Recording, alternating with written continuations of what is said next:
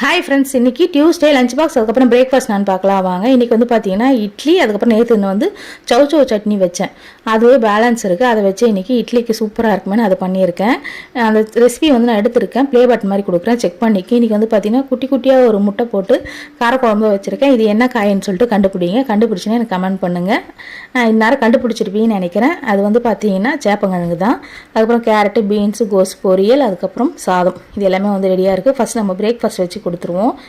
இந்த சட்னி வந்து பார்த்தீங்கன்னா செம்ம சூப்பராக இருக்கும். சவுச்சவுளு தான் செஞ்சிங்களான்னு சொல்லிட்டு கண்டுபிடிக்காத அளவுக்கு இருக்கும். என் பையன்லாம் சாப்பிடவே மாட்டான் அந்த காய். அதனால் இந்த மாதிரி செஞ்சு கொடுத்தா சாப்பிடுவான்னு சொல்லிட்டு செஞ்சு கொடுத்தா விரும்பி சாப்பிட்டான். சாதம் வந்து பேக் பண்ணியாச்சு. அதுக்கப்புறம் வந்து பார்த்தீங்கன்னா குட்டி குட்டியாக போட்ட முட்டை போட்ட காரக்குழம்பு, சேப்பங்கிழங்கு காரக்குழம்பு தான் சூப்பராக இருக்குது. பார்க்கும்போது எப்படி இருக்குது பாருங்கள். அதுக்கப்புறம் வந்து பார்த்தீங்கன்னா காயும் எடுத்து வச்சாச்சு. லஞ்சு, பிரேக்ஃபாஸ்ட்டு, ஸ்நாக்ஸ் எல்லாமே வந்து கரெக்டாக வந்து பேக் பண்ணி வச்சுட்டேன். இந்த வீடியோ பிடிச்சிருந்தா மறக்காமல் லைக் பண்ணுங்கள், ஷேர் பண்ணுங்கள், சப்ஸ்கிரைப் பண்ணுங்கள் ஃப்ரெண்ட்ஸ். பாய்.